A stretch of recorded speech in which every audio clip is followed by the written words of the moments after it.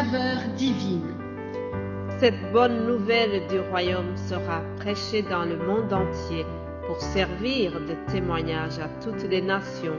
Alors viendra la fin.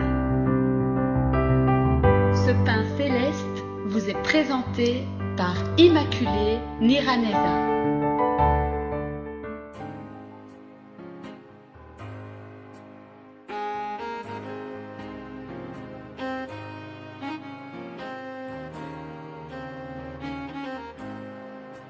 Shalom, shalom, peuple de Dieu, que le nom de l'Éternel soit élevé ce matin. Nous voulons élever le drapeau du royaume céleste.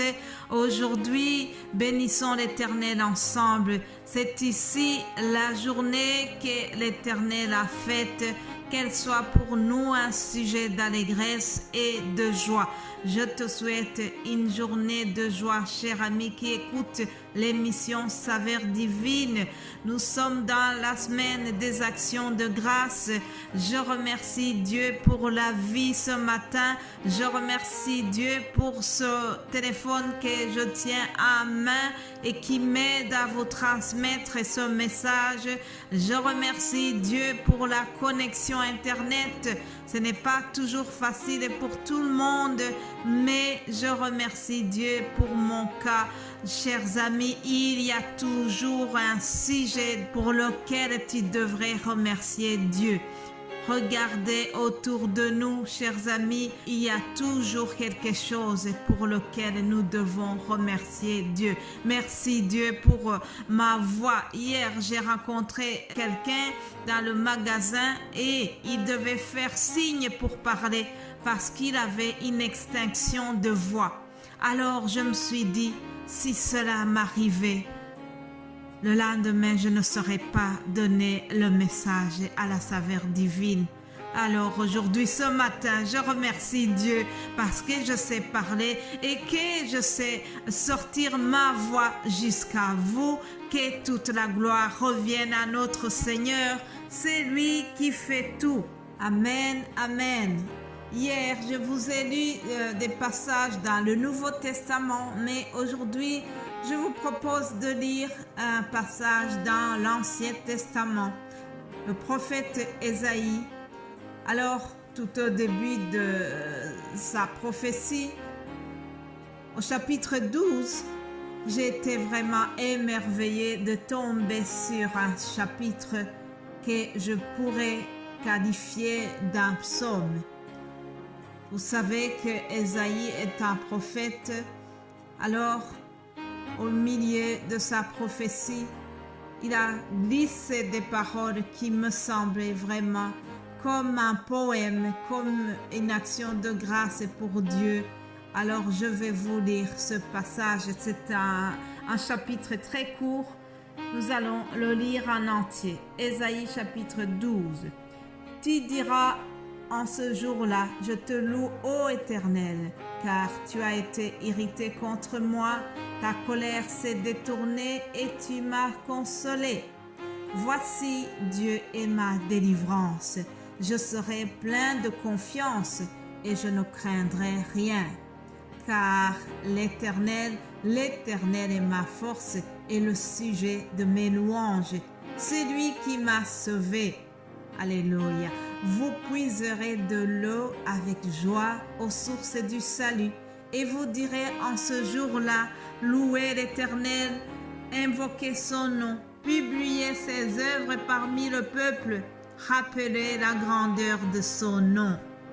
Célébrez l'Éternel car il a fait des choses magnifiques, qu'elles soient connues par toute la terre. Pousse des cris de joie et d'allégresse, habitante de Sion, car il est grand au milieu de toi, le Saint d'Israël. Alléluia!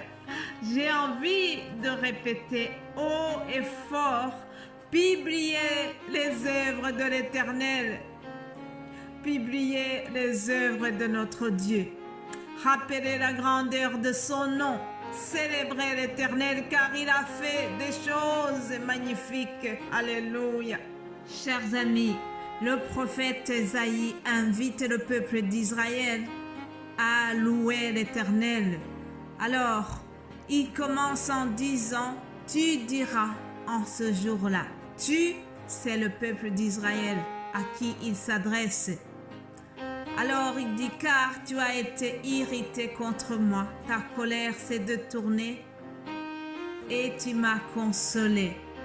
Le Dieu d'Israël, c'est un Dieu consolateur. Alléluia. Il a consolé son peuple, il a délivré son peuple, il a délivré des ennemis politiques et il a pardonné aussi de leurs péchés spirituels. Lorsqu'ils avaient commis des fautes, il les a pardonnés. En effet, chers amis, il y avait la colère de Dieu contre le peuple d'Israël. Tout comme pour nous, il y avait la colère de Dieu qui subsistait sur nous lorsque nous étions dans nos péchés. Mais Jésus-Christ est venu et c'est lui qui a porté cette colère. Jésus-Christ a porté nos péchés à la croix de Golgotha. Il a pris la colère de Dieu qui subsistait sur nous. Il l'a portée pour que nous soyons pardonnés par Dieu le Père. Alléluia. Remercions Jésus-Christ pour cela. Le prophète Ésaïe continue en donnant des suggestions à son peuple, en leur disant ce qu'ils doivent déclarer dans leur action de grâce. Il dit, tu diras, voici Dieu est ma délivrance. Je serai plein de confiance et je ne craindrai rien, car l'Éternel est ma force et le sujet de mes louanges. C'est lui qui m'a sauvé. Lorsque tu déclares cela, tu es en train de donner une action de grâce à Dieu. Dieu est notre force aussi, chers amis. Dieu d'Israël n'a pas changé, il est le même. C'est lui qui donne la force à celui qui est fatigué et il augmente la vigueur de celui qui tombe en défaillance. Les adolescents se fatiguent et se lassent et les jeunes hommes chancellent. Mais ceux qui se confient en l'Éternel renouvellent leur force. Alléluia. Ils prennent le vol comme les aigles. Ils courent et ne se lassent point. Ils marchent et ne se fatigue point. Ça, c'est la parole de Dieu, mes chers amis. Alléluia. Mais bien-aimés de Dieu, lorsque nous donnons nos actions de grâce à Dieu, lorsque nous sommes reconnaissants en l'Éternel, nous devons publier les œuvres de Dieu, les œuvres qu'il a faites dans notre vie et les œuvres aussi qu'il a faites dans la vie de nos amis, dans la vie de l'Église.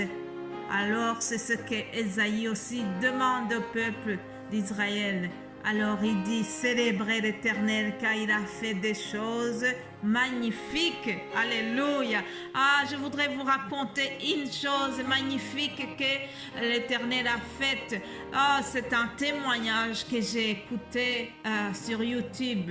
Un certain Yanis Gauthier, c'est un ancien braqueur des banques.